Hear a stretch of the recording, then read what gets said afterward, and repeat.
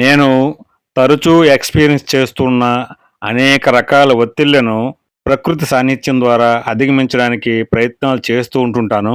చాలా సందర్భాల్లో నా ప్రకృతి సాన్నిధ్యం అనేది ప్రయాణంతో కూడా కూడి ఉంటుంది.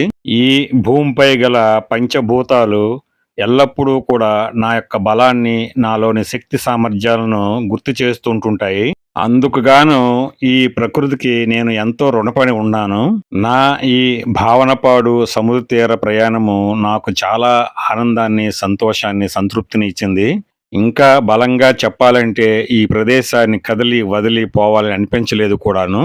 భవిష్యత్తులో నా ప్రయాణాల సీజన్‌లో మరలా ఎప్పుడైనా సరే ఈ ప్రదేశాన్ని సందర్శించే అవకాశం కూడా ఉంది.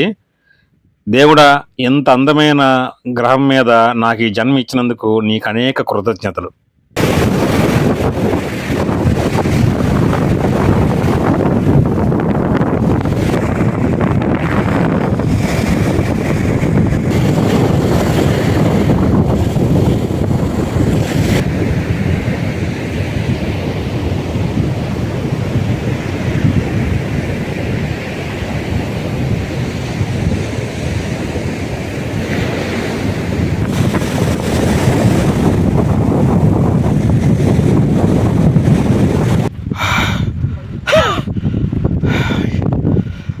చాలా టైం అయిపోతుంది.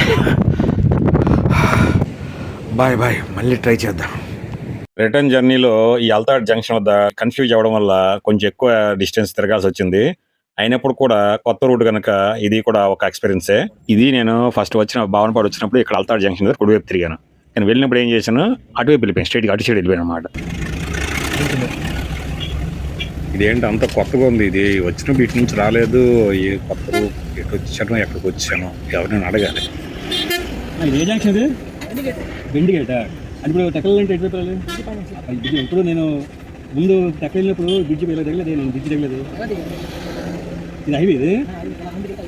ఓకే ఓకే, సరే సరే. సర్వీస్ కాదు. ఈ ఫ్లైఓవర్ ఎలా ఉందో చూడండి. ఇసుక, చెత్త చెదరం, దుమ్ము, ధూళి, తుప్పలు ఇవన్నీ చూస్తుంటే మనని అద్దంలో చూస్తున్నట్లు అనిపిస్తుంది అన్నమాట. దేశవ్యాప్తంగా అంతా ఇక్కడే కదా ఎక్కడైనా సరే అలాగే ఉంటుంది.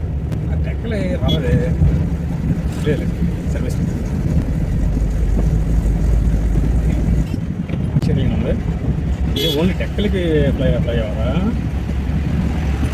హైవే కావాలి కదా, ఆత్మహత్య చేసుకుంటారు. రేటు ఎంత ఎందుకు వాళ్ళు కదా అక్కడ ఉంది.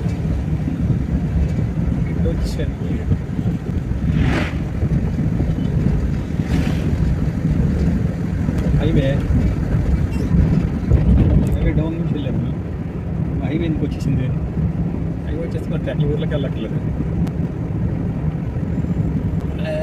ఏడో సోనపేట ఎక్కలే హైవే నుంచి ఎక్కాలి. ఎక్కడే అసలు పెట్టే ఏదో ఒకటి బిలియన్ సంత ఎక్కువ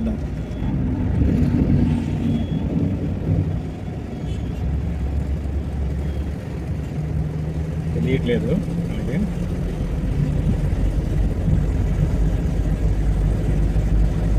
ఎక్కడ రైతు అలా పోతే తగ్గింది అక్కడ. హైవే కలిపి మరి ఇంకే ప్రాబ్లమే లేదు. రావాల్సినది అయిపోయింది మనకి. అయిపోయింది బాగున్న పౌడు అంతే, ఒక పౌడు.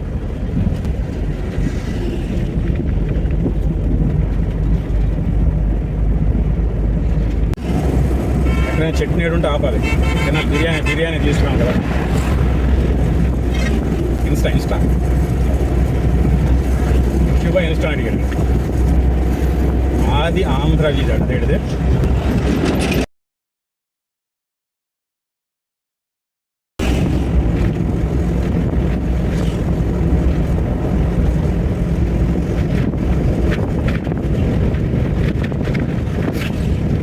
భారతదేశంలో ఇటువంటి గూడ్స్ ట్రాన్స్‌పోర్ట్ చేసే వాహనాల యొక్క డ్రైవర్లకి చేతులెత్తి మొక్కాలి.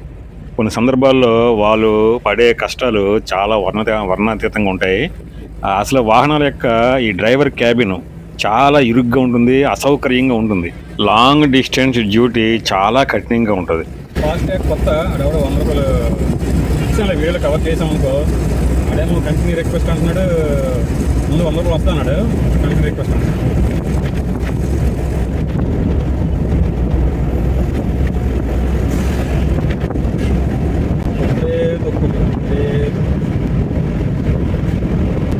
టెక్లేదు టెక్లింగ్ శ్రీకాకుళం 55 కిలోమీటర్లు. 55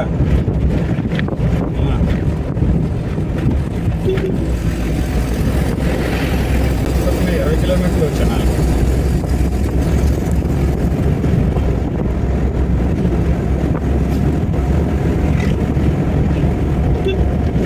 చూడండి ఆ వాహన డ్రైవర్ల అవస్థలో ఒక చెట్ట పుట్ట. అదే మనకి మార్జిన్ కమ్ సర్వీస్ రోడ్ ఉండి లేఓవర్లో తగిన విధంగా ఉంటే ఎంత సౌకర్యంగా ఉంటుంది. అనంతపేట వరకు డబుల్ లైన్, అనంతపేట అయినా సరే 25 కిలోమీటర్లు దాటాలి. అక్కవారం అక్కడ ఏదో ఒక దూరం కనపడుతుంది. దూరంలో కాలేజ్ ఐతం మీద ఐతం అనేది ఎంత లగేజ్ చేసిన బయట మోట్లు వేసాడు, ఏదో గోపురం లాగా. నేను ఈరోజు ఎంత జాగ్రత్తగా వెళ్తాననేది.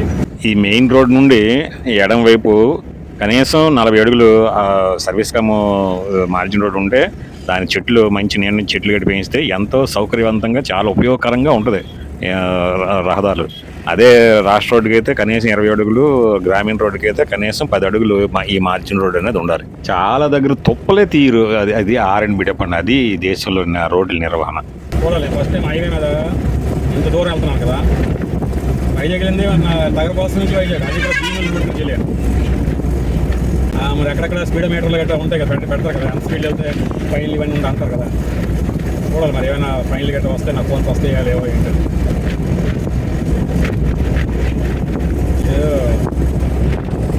కొడతాడు తర్వాత ఫోన్పే కొడతాడు, 100 రూపాయలు కొట్టేసి ఆల్రెడీ వాట్సాప్ చేశారు కదా.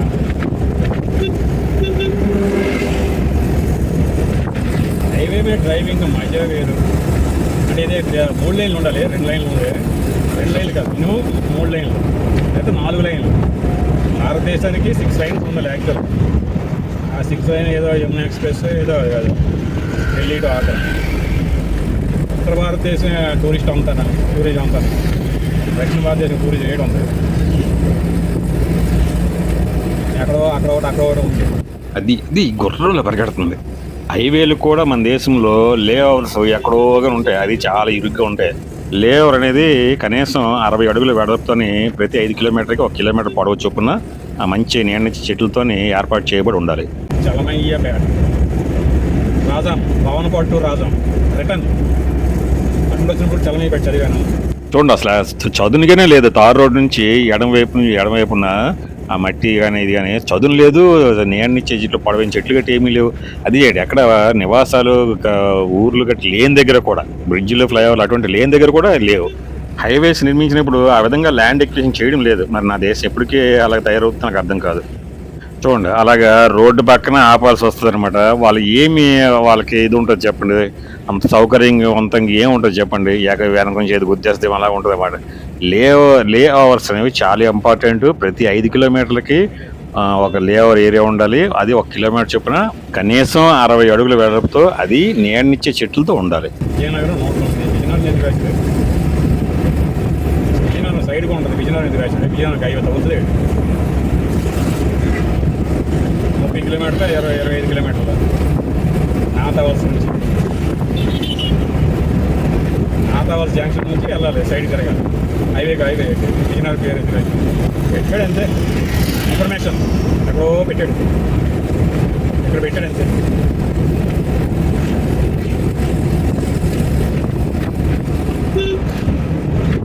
ఇలాంటి జంక్షన్ వచ్చినప్పుడల్లా టెక్కలకు మనం నడుచుకుంటూ వచ్చినప్పుడు 30 కిలోమీటర్లు నరసనపేట ఉంటే టెక్కలు 30 కాదు, మంచాలపేట 75, 80 వెళ్తున్నాను. 80 పెద్దగా ఎక్కడ దాటలేదు. మరి హైవే మీద స్పీడ్ లిమిట్ ఎంతో తెలియదు.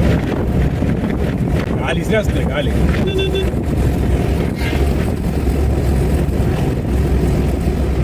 ఇద్దరు ఎలాగెళ్తున్నారు, ఇప్పుడు మనం ఎలాగెళ్తాం? 3 లైన్లు ఉంటే నరసనపేట నుంచి 3 లైన్లు, అది అటు వచ్చినప్పుడు నరసనపేట వరకు 3 లైన్లు, అది 2 లైన్లు, అదే 4 లైన్లు, నరసనపేట వరకు 6 లైన్లు. నాకు మరి 6 లైన్ల డ్రైవింగ్ అలవా అంటే అటు సైడ్, మరి ఇటు సైడ్ ఎప్పుడు బాగుంటుంది. నాకు హైవేల ప్రయాణం కొత్త కాదు, చాలా కాలంగా నేను ఓన్ బైక్ తోను, బస్సుల్లోను, ప్రస్తుతం 4 వీలర్ తో కూడా ప్రయాణం చేస్తూ ఉన్నాను. అంటే వివిధ ప్రదేశాల్లో ఈ హైవేలు వరస్ట్ గా ఉండేవి, గుడ్ గా ఉండేవి, బాగా మెయింటైన్ చేసేవి, ఇవన్నీ నేను ఇప్పుడు చెప్తున్నాను అంతే. బండి స్టామినా ఎంత కాస్తుందో తెలుసుకోవడానికి కూడా ఇది, అంటే నేను ఫోన్ చేయడానికి ఇచ్చానని చెప్పాను కదా, ఎక్కలు దాటితే చేస్తానని, అయినా చేయట్లేదు ఇక్కడ. చూద్దాం, నర్సంపేట దాటిన తర్వాత సార్ చూద్దాం. అంటే సరైన చెట్లు నీడ అదే హైవే పక్కన అక్కడ కనబడట్లేదు, అది మెయిన్. అది ఒకటి. రెండోది, ఇంత డిస్టెన్స్ ప్రస్తుతానికి ఎందుకు ఆపడం వచ్చేసి అది కూడా కారణం.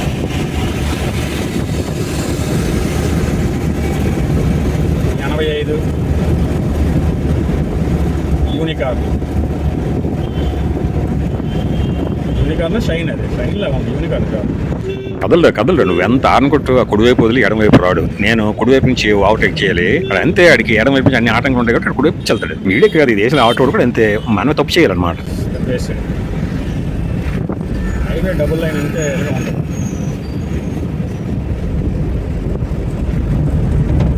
కానీ నేను ఇంటర్మీడియట్ చదువుతున్నప్పుడు తిరుపతి వెళ్ళాను. ఇంటర్మీడియట్ అయిపోయిన తర్వాత డిగ్రీ జాయిన్ అవ్వలేదు. ఆ గ్యాప్లో సమ్మర్లో వెళ్ళాను టూరిస్ట్ బస్కి. అప్పుడు డబుల్ లైన్ లేదు, అంత ఒక రోడ్డే హైవే. ఎక్కడెక్కడ తెలియదు కదా అలాంటి ప్రయాణాలు, అలాంటి రోడ్డు ప్రయాణాలు. రాత్రి 10 బస్సులు తిరుగుతుంటే ఆశ్చర్యం వేసేది. మరి మధ్యాహ్నం మరి అప్పటికి ఏం తెలుస్తుంది నాకు.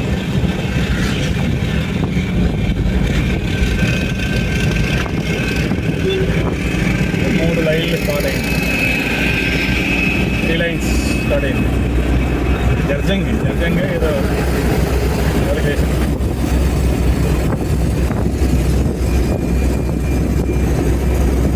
వాహనాల్లోని కారులో గట్ట పెర్ఫ్యూమ్ ఉంచకూడదట. సెంట్లు, పెర్ఫ్యూమ్లు, నేను అది స్పిరిట్ ఒకసారి బర్న్ అయిపోతుంటుంది.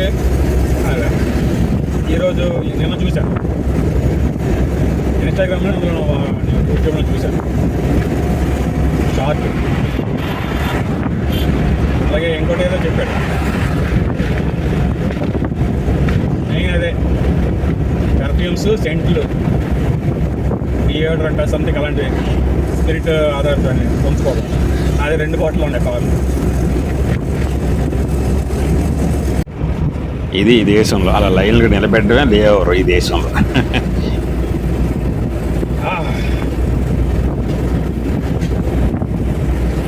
ఎంత అమాయకంగా ఉంటే అంత రెస్పెక్ట్ కోల్పోతాం,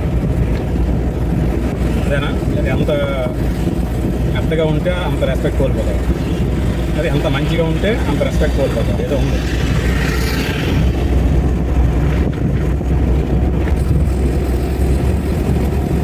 ఎలక్షన్ డ్యూటీకి వెళ్ళినప్పుడు కూడా చూశాను, అబ్జర్వ్ చేశాను.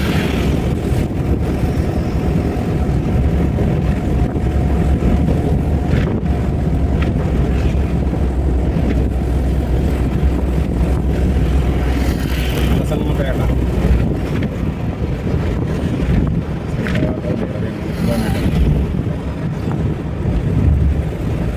జమ్మూ తామరాపల్లి.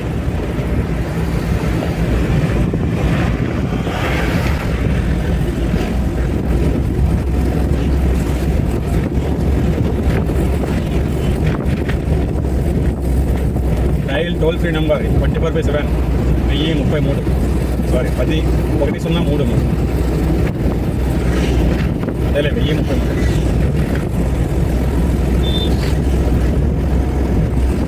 అడి రోడ్డు మీద పశువులకి నీళ్ళు, అడి రోడ్డు మీద మెయిన్ రోడ్డు రాదాం అంటే ఎక్కడి సరే రాష్ట్రం ఇంకా హైవే మీద పెట్టాల్సింది.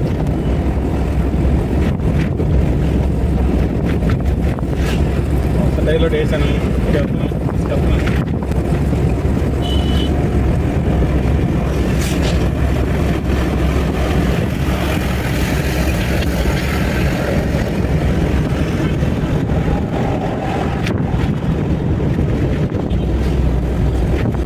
తగ్గాను, 80 లోపు వచ్చేసాను. 80 లోపు ఉన్నాను, అలాగే కొంచెం అడ్డీగా అలాగే. అక్కడక్కడ డివైడర్ గ్రీనరీతో కొంచెం బెటర్గా ఆకర్షణీయంగా కనిపిస్తుంది, అంటే కొంచెం నీట్నెస్గా క్లీన్నెస్గా కనిపిస్తుంది. ఇంకా భారతీయుల డెవలప్ అవ్వాలి బ్రెయిన్ ఇతర దేశాలతో లేదా డెవలప్డ్ కంట్రీస్తో మనం కంపేర్ చేసుకుంటే అనేక విషయాల్లో చాలా డెవలప్ అవ్వాల్సి ఉంది. ఒక ఎగ్జాంపుల్ ఇందాక చెప్పిన ఎగ్జాంపుల్గానే ఈ లారీ డ్రైవర్లు లేదా కంటైనర్ వాహన డ్రైవర్లు లేదా 12 చక్రాల వాహన డ్రైవర్లు వీళ్ళందరూ డ్రైవర్ క్యాబిన్లు శీతాకాలం, వేసవికాలం, వర్షాకాలం వీటన్నిటికి తగిన విధంగా మంచి సౌకర్యవంతంగా ఉండాలి వెడల్పైన దీంతోనే. నరసన్నపేట ఫ్లైఓవర్ వెళ్తే టోల్ ప్లాజా వస్తుంది. ఈ రోడ్లపైన వివిధ రకాల కలర్స్తోని లైన్స్ చాలా ముఖ్యమైనవి. మరి ముఖ్యంగా రోడ్డుకి ఇరువైపుల అంచులు అంటూ ఉండే వైట్ లైన్స్ చాలా ముఖ్యమైనవి. ఇది పర్వత ప్రాంతాల గుండా వెళ్ళే రోడ్లు కానీ, అడవుల గుండా వెళ్ళే రోడ్లు కానీ, ఆఖరికి గ్రామీణ మారుమూల ప్రాంత రోడ్లలో కానీ, ఇంకా చెప్పాలంటే వీధి రోడ్లలో కూడా ఈ రోడ్డుకు అంచు ఉండే ఆ వైట్ లైన్స్ చాలా ముఖ్యమైనవి. మరి నా భారతీయుల యొక్క బుర్ర ఆ మాత్రం జ్ఞానం అయినా సరే రావడానికి కనీసం ఇంకా 500 సంవత్సరం పడుతుందేమో. ఈ మధ్య మా రాజా మున్సిపాలిటీ పరిధిలోనే కొత్త వలస, మారేడుబాకల లైన్కి తారు రోడ్ వేశారు. అక్కడ వైట్ లైన్ చూశాను, చాలా అంటే స్టార్టింగ్ వైట్ లైన్ చూశాను జంక్షన్ దగ్గర, అంటే మెయిన్ రోడ్ నుంచి సైడ్ ఆ విలేజ్కి అనమాట రోడ్డు. వైట్ లైన్ చూసి చాలా సంబరపడ్డాను. కొంచెం లోపలికి వెళ్ళి మరి లేదు, ఒక 1 కిలోమీటర్ వరకు లైన్ చేశారు, అంటే షో టైప్ అనమాట. రోడ్లని సక్రమంగా నిర్మించిన ప్రజలు నాశనం చేస్తారనో అవినీతో నిర్లక్ష్యమో నాకు అర్థం కాదు. మా రాజంపట్నంలో అయితే రోడ్ల మీద వైట్ లైన్ సంగతి దేవుడు ఎరుగు. అసలు రోడ్డు అంతా కూడా కారు మెకానిక్లు, బైక్ మెకానిక్లు, రోడ్డు మీద చిరు వ్యాపారులు, పెద్ద వాహనాలతో సహా కారు పార్కింగ్లు, ఆటోలు, చెత్త చెదారంతో రోడ్లన్నీ కూడా సగం మూసేస్తారు. మన ఆంధ్రప్రదేశ్లోని హైవే రోడ్లు ఇటువంటి వీటిలోని సైన్ బోర్డుల విషయంలో చాలా బెటర్. ఒడిస్సా గట్టయితే సైన్ బోర్డు ఎక్కడో సైన్ బోర్డులు కనబడవు. సైన్ బోర్డులు కూడా చాలా ఇంపార్టెంట్. ఈ ప్రధానంగా జాతీయ రహదారులు మరీ ఇంపార్టెంట్. స్టేట్ రోడ్స్ అయినా వీళ్ళు గ్రామీణ రోడ్లు అయినా సరే సైన్ బోర్డులు తప్పనిసరి. సైన్ బోర్డులు, తర్వాత మైల్ స్టోన్స్, ఇవి చాలా ఇంపార్టెంట్. ఇది రేడియం బోర్డులు, ఇవి రాత్రి పూట కరెక్ట్గా ఇదవుతాయి, కరెక్ట్గా వెళ్ళవి లైట్ పడి డైరెక్షన్ చూపిస్తుంది, కర్ర వస్తాయి. మీడియం దిక్కులకి అయిపోతుంది అర్థం కాదు. ఎవరు ఉండడు, అన్నీ జారిపోతున్నాడికి ఆ బెల్ట్లో అది అలాగే నా బండిలాగా ఉంటుంది.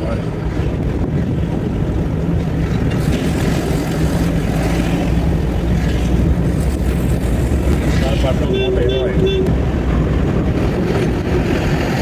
ఈ టోల్ ప్లాజా వేడి వాటర్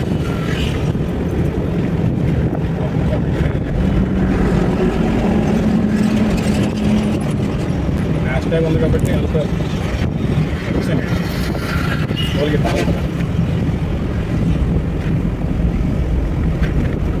ఫ్లైఓవర్ దాటి flyover దాటినట్టు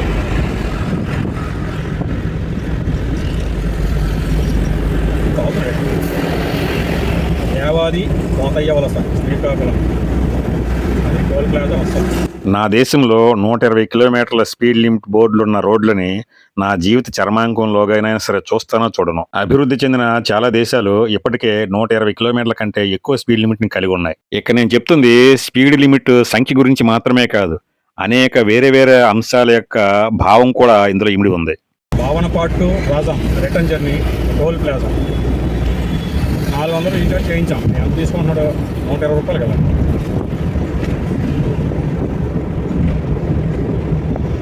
for any emergency assistance 1033 number 100 రూపాయలు 120 ఎంత నా మెసేజ్ వస్తుంది కదా. 400 ఉంది కాబట్టి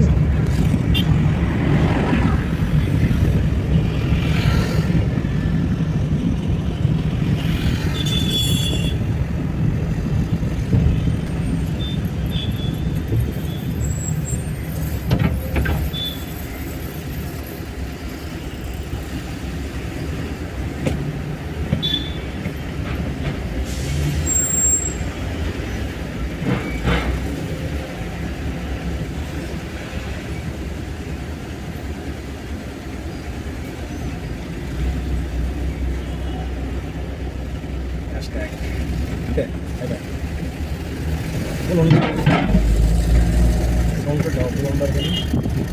ఈ హ్యాష్ ట్యాగ్ల మాఫియా ఏంటో నాకు ఇక్కడ బుర్రకు అర్థం కాదు. ఐసిఐసిని, హెచ్డిఎఫ్సిని, ఎస్బీఐని వీళ్ళు మధ్యవర్తుల్లాగా వీళ్ళు హ్యాష్ ట్యాగ్లు గట్రా అమ్మడం, ఇది ఆ సిస్టమ్ ఏంటో చాలా గందరగోళంగా ఉంటది. ఏ మోటార్ వాహనం అయినా సరే రిజిస్టర్ అయినప్పుడే వాహనదారు యొక్క ఓనర్ యొక్క వివరాలు ఆధార్తో అన్ని లింక్ అయి ఉంటాయి ఆ నెంబర్ కి. టోల్ గేట్ దగ్గర వాహనం యొక్క నెంబర్ స్కాన్ అవ్వగానే అమౌంట్ ఉందా లేదా హ్యాష్ లో, లేకపోతే అక్కడే వాహనం కిటికీ నుంచి డబ్బులు ఇవ్వగానే అమౌంట్ వచ్చినట్లుగా మెసేజ్ రావాలి, అమౌంట్ రీఛార్జ్ అయినట్లుగా. అప్పటిది పోను బ్యాలెన్స్ వచ్చేటప్పుడు ఒక మెసేజ్ వచ్చారు, అంతే అయిపోయింది. ఆ హ్యాష్ ట్యాగ్ ఖాతాలో ఉండే బ్యాలెన్స్ కూడా ఒక 3 సంవత్సరాలకు ఉండి తర్వాత రిఫండ్ అయిపోవాలన్నమాట. ఆ ఓనర్ అకౌంట్ కి రిఫండ్ అయిపోవాలి, బ్యాంక్ అకౌంట్. ఏ గందరగోళం లేకుండా ఇదంతా NHI బండి రిజిస్ట్రేషన్ నెంబర్ ఓనర్ కి మాత్రం సంబంధం, అంతే. నేను ఇప్పుడు ఒక టోల్ గేట్ దాటే ప్రయాణం చేశాను, 120, 120, 240 పోతే 500 రీఛార్జ్ చేయదింగాడు. మరి 206 రూపాయలు ఏమైనా మరలా టోల్ గేట్ ప్రయాణం ఎప్పుడు చేస్తాను? అదే మడపాం బ్రిడ్జ్ అంత హోర్డింగ్లు పెట్టి చూడండి. అలాంటి హోర్డింగ్లు పెట్టకూడదు యాక్చువల్గా హైవేలో. హోర్డింగ్లు పెట్టడం వల్ల డ్రైవర్ డైవర్ట్ అవుతుంది. చూడండి ఆ వాహనం చూడండి, పొడవు ఎక్కువ, హైట్ ఎక్కువ, వెడల్పు తక్కువ. ఈ ఆందోళన అనమాట. లారీ లోడ్లు కూడా ఎక్కువ, ఓవర్లోడ్ ఎక్కించేస్తుంటారు, టార్పులను కట్టేస్తారు, ఇంకొక ఓపెన్ కూడా వస్తారు. మడపాం బ్రిడ్జ్ నేను చాలా సందర్భాల్లోని లారీ డ్రైవర్ల యొక్క అవస్థలు చూసి చాలా మనసు చివుక్కుమనేది. హైవేకి 2 వైపులా కంటిన్యూస్ గా మార్జిన్ కమ్ సర్వీస్ రోడ్డు ఉండకపోవడము, ఏ అవస్థ తగిన విధంగా లేకపోవడం గట్రా, అలాగే వారి క్యాబిన్ కూడా చాలా ఇరుకిరుగ్గా దీనిగా ఉండడం మనసు చివుక్కుమనేది నాకు. వాళ్ళు చూస్తూ ఆ లారీల కింద గట్రా పడుకోవడం, లారీల కింద వంటలు గట్రా చేసుకోవడం గట్రా చేసేవారు. మన దేశంలో అనేక కారణాల చేత ట్రాఫిక్ జామ్లు అవుతుంటాయి. అలాంటప్పుడు వాళ్ళ బాధలు మరీ వర్ణనాతీతము. విశాలమైన సౌకర్యవంతమైన లారీ క్యాబిన్ గట్రా లేకపోవడం అనేది దేశం యొక్క రవాణా శాఖ మరియు వాహన నిర్మాణ సంస్థలదే లోపము. వైజాగ్ వెళ్ళినప్పుడు 100 కిలోమీటర్స్ వెళ్ళాను, 100 కిలోమీటర్స్ వెళ్ళాను, 2 మూడు సార్లు వెళ్ళాను 100 కిలోమీటర్స్. ఏంటంటే అప్పుడు తెలియదు బండి కండిషన్ అవుతుంది, కానీ వీళ్ళు కరెక్ట్ చేయట్లేదు. మెకానిక్ ఎవరు కరెక్ట్ చేయట్లేదు. ఎవరికి రాదు, ఏ వర్క్ కరెక్ట్ తెలిసిన వాడు లేడు. ఒక 60-70% చేస్తే వాడు పెద్ద మహా గొప్ప, వాడు కోట్లు సంపాదించేస్తాడు. ఆడు టీవీ మెకానికా, లేకపోతే ఏసీ మెకానికా, ఫ్రిడ్జ్ మెకానికా, వాచ్ మెకానికా, ఈ ఆటోమొబైల్స్ కార్లు గట్ట మెకానికా, అది రేటు కాదు. మరి ఏ మెకానిక్ అయినా సరే, ఫ్యాన్ మెకానిక్ ఏదైనా సరే కోట్లే. అంటే అడిషనల్ అటు చెప్పింది ఇది అయిపోతుంది, మనకు తిరిగింది. అడు ఉన్నాడు కదా, అడవడాడు సత్యనారాయణ కదా, బొమ్మినాడు వలసేడు సినిమా థియేటర్ లైన్లో ఇండక్షన్ కుక్కర్లో మెకానిక్, ఎలక్ట్రీషియన్, మెకానిక్ కాదు, ఎలక్ట్రికల్ పల్లి వలస. ఈ భూమిపై భవిష్యత్తులో వాయు రవాణాలో చాలా విప్లవాత్మక మార్పులు వస్తాయి. అయినప్పుడు కూడా రోడ్డు రవాణా ప్రాధాన్యత మాత్రం అంతగా తగ్గకపోవచ్చు. చాలా అభివృద్ధి చెందిన దేశాల్లో జనాభా తక్కువ ఉన్నా సరే గత 30-40 సంవత్సరాలుగా 10 లైన్లు, 12 లైన్లు, 14 లైన్లతో కూడిన నాణ్యమైన రోడ్లు కలిగి ఉన్నాయి. అలాంటిది 160 కోట్ల జనాభా ఉండే మన దేశంలో ఎలాంటి రోడ్లు ఉండాలో మీరే ఊహించండి. ప్రభుత్వాలు ప్రజలకి నాణ్యమైన సౌకర్యాలు కల్పించాలంటే ప్రజలందరూ కూడా ప్రభుత్వానికి పన్ను చెల్లిస్తూ ఉండాలి. కానీ నా దేశంలో 40% మంది మాత్రమే పన్ను చెల్లిస్తూ ఉన్నారు, 60% మంది తిరిగి ప్రభుత్వ ఖజానాను తీసుకున్నారు. కనుక నా ఈ దేశంలోని ఇప్పటికుండి ఇలాంటి సౌకర్యాలు ఎక్కువగా నేను భావించాలేమో.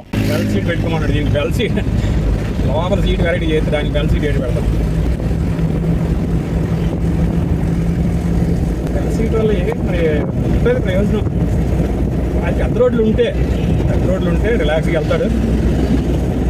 సాధారణంగా బెల్ట్ కూడా పెట్టుకోవచ్చు, బెల్ట్ పెట్టుకోవచ్చు. రిలాక్స్కి వెళ్ళాడు కదా, బెల్ట్ పెట్టుకుంటాడు. పెద్ద రోడ్లు అంటే డెవలప్ అయి ఉండాలి దేశం. ఇక అక్కడ అప్గ్రేడ్ అన్ని క్యాన్సల్తో వెళ్తాం. ఎలా ఇంటికి వెళ్తాం, ఎప్పుడు ఇంటికి వెళ్తాం అన్నిటి ఉంటుంది. అన్ని ఇండియాలో ప్రయాణము ఇలాంటి టెన్షన్లతోనే ఒత్తిడితో ఉంటుంది. మరి ఆడు ఏడు పెట్టుకుంటాడు బెల్ట్ ఇది అది. నేను చల్లారిపోతుంది తినేయాలి, తినేసి వెళ్తాను. ఆయిల్ కొట్టించాలి అని అనిపిస్తుంది. మునసప్పు వేయాలి.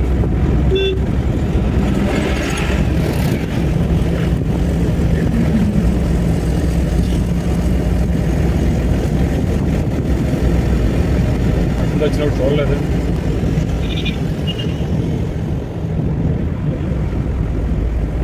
Gurajada Kalakshetram, Gurajada group of education సోదరు పెట్టినట్టు ఉన్నారు. మరి అన్నీ ఉన్నాయి కదా, ఇన్స్టిట్యూట్ స్కూల్ ఉంది, కాలేజ్ ఉంది, బీఈడి కాలేజ్ ఉంది, ఇంజనీరింగ్ కాలేజ్ ఉన్నట్టుంది, డిగ్రీ ఇంటర్మీడియట్ అవన్నీ ఉన్నాయి. ఎలిమెంటరీ కూడా ఉన్నట్టు ఉంది. నర్సరీ నుంచి పీజీ వరకు ఉన్నట్టు పెడతాడు. కనిపించేదే శ్రీకాకుళం. ఇది 6 లైన్ల రోడ్డు. అంటే 6 లైన్లు ఏంటంటే వచ్చే 3 లైన్లు, పోయే 3 లైన్లు. ఇది ఎక్కడి నుంచి ఎంతవరకు ఉందో అయితే ప్రస్తుతానికి తెలీదు. యాక్చువల్‌గా ఇది మాత్రం మన దేశానికి ప్రస్తుతం హైవేలన్నీ కూడా ఒకవైపు 6 లైన్లు ఉండాలి. అంటే మొత్తం 12 లైన్లు. యాక్సిలేటర్ ఆపేశాను, క్లచ్ నొక్కేసి ఉంచాను.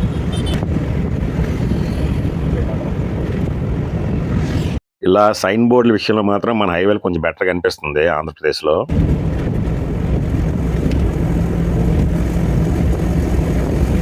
తొమ్మిది 45 రిటర్న్ లేదు, మరి లేదు. ఈనాడు రైట్ సైడ్ ఫుల్ 6 లైన్లు రోడ్ అవడం వల్ల అది చిన్న బిల్డింగ్ లెక్క మరొకటి పెద్ద బిల్డింగ్ లెక్క అనిపించింది. ఇది 12 లైన్లు ఉండాలి. 12 లైన్లు రోడ్డు ఉండాలి ఇండియాలో. అది ఇప్పుడు 500 సంవత్సరాలు ఏమో, 500 సంవత్సరాలు తప్పదు. 12 లైన్లు ప్రస్తుతానికి 6 లైన్లు అయితే అది కొంత కాదు.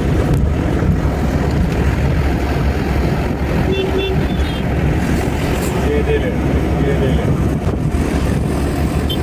ముడియం అనుకుంటున్నాను. కారు తగ్గేదే లేదు. వాడు ముడియం అనుకోని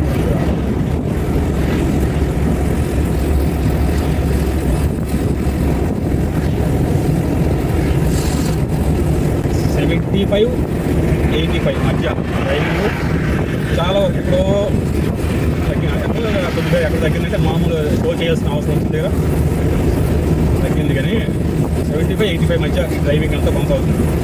ఎక్కిన తర్వాత ఆపలేదు ఇంజిన్, కానీ ఆపాలి. 85 ప్రస్తుతానికి.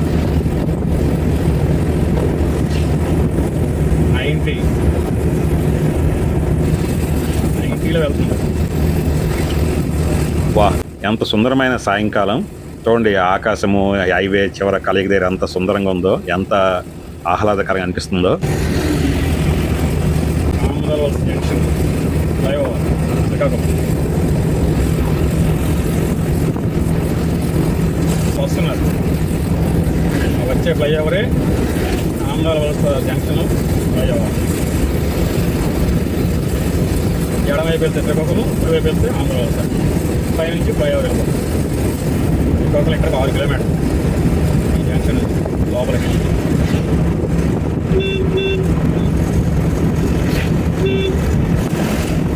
రేట్ ఉండదు. ఒకవేళ చిన్న క్రాస్ అయిందంటే రేట్ ఉండదు. బుక్ అయిపోతుంది బండి. ఆలబండి కాదు, మన బండి. 12 చక్రాల వాహనాలు అవి. ఆడి దగ్గర మన బండి దేనికి పడదు.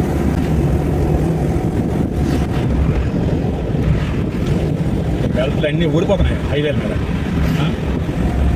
అలాంటి వాహనాలు. స్కై ఎంత క్లియర్గా ఉంది అంటే ఉన్న దగ్గర మబ్బులు తేలుతున్నట్టుగా.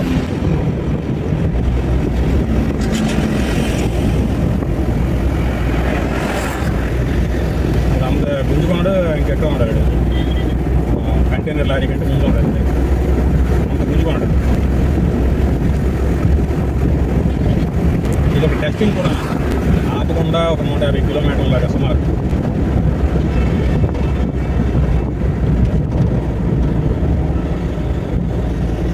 శ్రీకాకుళం రింగ్ రోడ్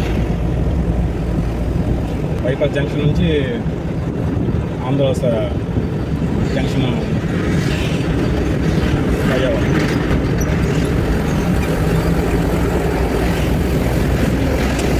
ఈ స్పీడ్లో వెళ్ళబట్టి ఇంకెలాగా మనకు అనిపించింది. 20-25 అయితే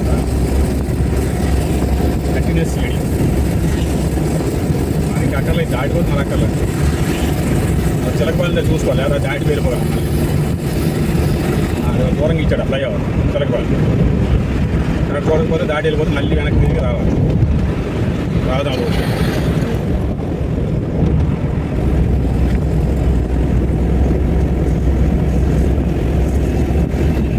శ్రీకాకుళం 2 కిలోమీటర్లు, విశాఖపట్నం 100 కిలోమీటర్లు, విజయవాడ 450 కిలోమీటర్లు.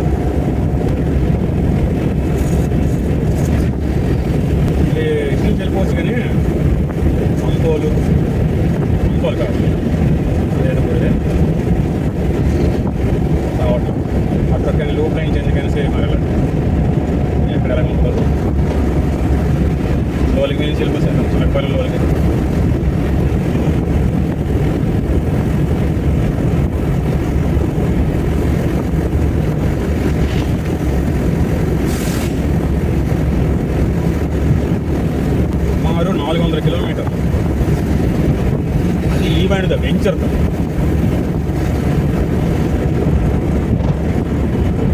కిలోమీటర్ దాటి మరి 400 ఉండకపోవచ్చు కానీ 350 అనుకో, 350 కిలోమీటర్. ఈరోజు ఈ ట్రిప్లో అన్ని ఎంజాయ్మెంట్లు చేయగా 350 కిలోమీటర్లు డ్రైవ్ చేసినట్లు. ఉదయం 7:30కి బయలుదేరిన ఇంటి దగ్గర నుంచి ఇప్పుడు సుమారు ఒక 4:30 పావు 5 కల్లా ఇంటికి చేరుకుంటాను. నేను వీడియో చేసిన అది అక్క ఉదయమ్మ పోయి మళ్ళీ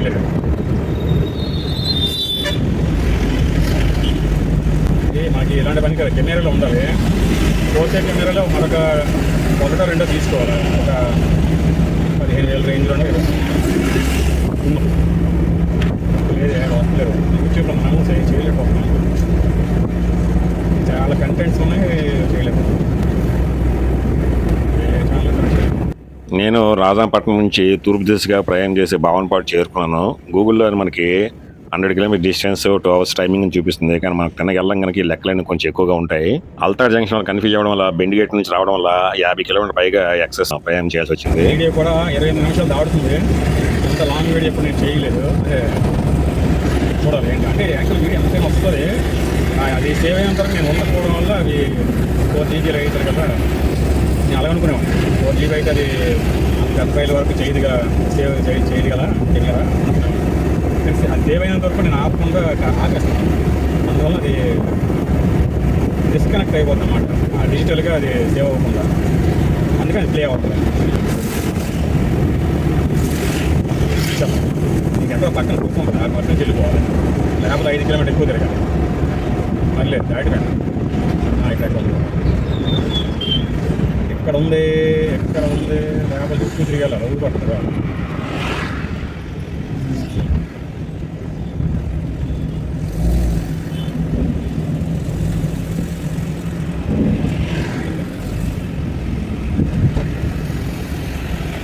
హైవే భావనపాడు చిలకపల్లి వరకు అవసరం చూస్తున్నాను. మట్టి అయిపోయింది. చూద్దాం మరి ఎలా సేవ్ అవుతుంది ఏంటో. ఆ కిస్సు సౌండ్ అనేది వస్తుంది. ఒకటి చేసిన పరిస్థితి ఒకటి ఇక్కడ కనబడితే చాలా ప్లేస్. చిలకపాలెం 4.7, అంబేద్కర్ యూనివర్సిటీ 2.9 హెచ్ఆర్లో. ఇది హెచ్ఆర్లు. ఇది ఇక్కడ సిఆర్పిఎఫ్ 5th బెటాలియన్ ఎడమవైపు గ్రౌండ్ ఉంటుంది, కుడివైపు అపార్ట్మెంట్ వాళ్ళ నివాసాలు ఉంటాయి. రోడ్ వైండింగ్ అని కంటిన్యూ చేస్తే వాటికి ఆ ప్రాబ్లం అవుతుందనేసి ఇక్కడ ఒక 5 కిలోమీటర్లు చుట్టూ సైడ్ నుంచి బైపాస్ లాగా హైవే వేశారు, ఫ్లైఓవర్ వేసి. నేను మాత్రం పాత రోడ్లోకి వచ్చాను. ఇది పాత హైవే రోడ్. ఇది ఉంటే మామూలుగా ఒక పాయింట్ హీటింగ్ పెరుగుతుంది. ఎంత కంటిన్యూస్ డ్రైవ్ చేసినా సరే ఒక పాయింట్ హీటింగ్ పెరిగింది. ఏసీ వేయకపోతే, ఏసీ వేస్తే అది 3లోనే ఎంత ఉంటుంది, 3వ పాయింట్ ఎంత ఉంటుంది. మరి ఇదంతా మరి ఏసీ వేయలేదు. జర్నీలో ఉన్నాం కాబట్టి మరి ఏం అనిపించట్లేదు. గాలి వేస్తుంది. 2 వైపు తీసాను. 2 వాతావరణం కూడా మరి అదుపులుగా లేదు. ఈరోజు వాటర్ తాగాలి. 32 వీడియో 32 నిమిషాలు దాటింది. చిలకపాలెం వరకు చూస్తున్నాను నేను. మా యూనివర్సిటీ అంబేద్కర్ యూనివర్సిటీ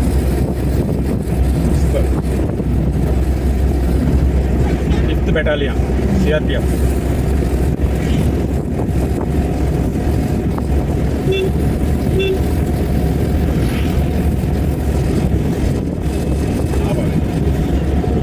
పొల్యూషన్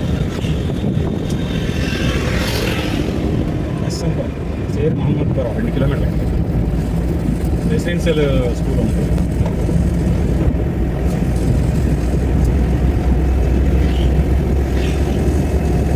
ఈరోజు నాకు వాతావరణం చాలా అనుకూలంగా ఉంది. చాలా బెస్ట్. టెర్రస్ గేట్ మొక్కలు కూడా మరీ ఇది అవ్వకపోవచ్చు, అంటే వాటర్ మరీ నీడి కాకపోవచ్చు, ఎందుకంటే మరీ అంత అడ్డుకులుగా లేదు వాతావరణం.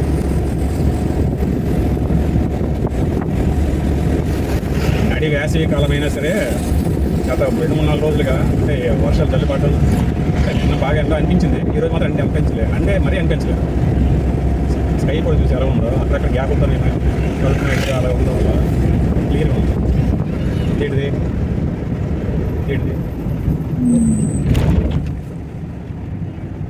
ఏంటి ఎక్కుతాడు మన ఎక్కం కదా. ఓ లెఫ్ట్ రైటా కట్ చేయించాలి.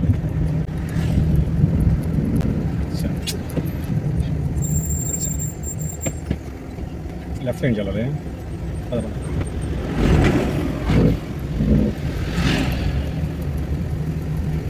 ఎంత ఉంటుంది ఎక్కడ ఉంది లెఫ్ట్ ఆడ కూడా చూస్తాను నాకు అలాగా.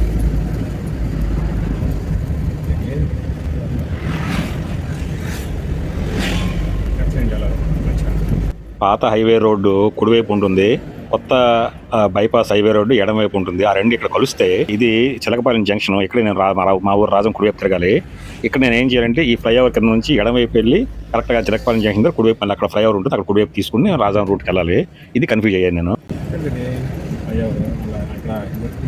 నేను చేస్తున్నది విహార ప్రయాణమే అయినా నా కాన్సన్ట్రేషన్ డిస్ట్రాక్ట్ అవ్వడానికి ప్రధాన కారణము ఎల్లప్పుడూ నా వెన్నంటే ఉంటున్న కొన్ని అంశాల యొక్క ఒత్తిడే కారణం. అంబేద్కర్ యూనివర్సిటీ నేను ఇక్కడ ఏదో ఊర్లో ఉన్నాయి లోపలికి మార్కెట్ లైన్లో తెచ్చారు. బస్ వస్తుంది రాకూడదు ఇన్సూరెన్స్ రాకూడదు అంత. ఇక్కడ నా కన్ఫ్యూజన్కి ప్రధాన కారణము నేను అంబేద్కర్ యూనివర్సిటీలో 2 years పీజీ చేశాను కొన్ని సంవత్సరాల క్రితము. అయితే అప్పుడు విలేజ్లు గట్రా ఉండేవి, ఎడం వైపు కూడా విలేజ్లు ఉండేవి. అందువలన అక్కడ ఫ్లైఓవర్ ఉంటుంది అని ఒక బ్రెయిన్లో ఉండిపోయింది. ఆ ఫ్లైఓవర్ ఇది అనుకున్నాను. కానీ యాక్చువల్గా నేను అంబేద్కర్ యూనివర్సిటీ దాటిపోయి చిలకపాలెం జంక్షన్ వరకు వచ్చాను. ఇంకా నాకు తట్టట్లేదు, ఇప్పుడు వెంటనే తట్టట్లేదు. ఫ్లైఓవర్లు హైవేలు అన్నీ కూడా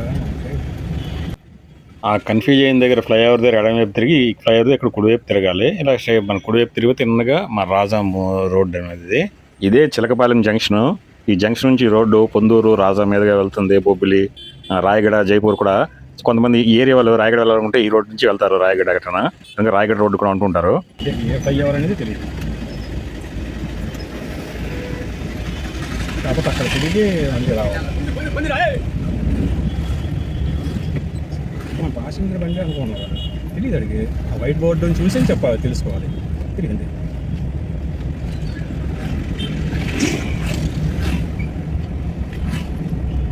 చూసా ఇప్పుడు కూడా అనుకోండి. నేను ఇంకా యూనివర్సిటీ దగ్గర ఫ్లైఓవర్ అక్కడ ఉందో తెలియదు అనుకో. అరివలస దగ్గర మర్రి చెట్లు ఎక్కువ ఉంటాయి. వాళ్ళకి దగ్గరే మర్రివలస.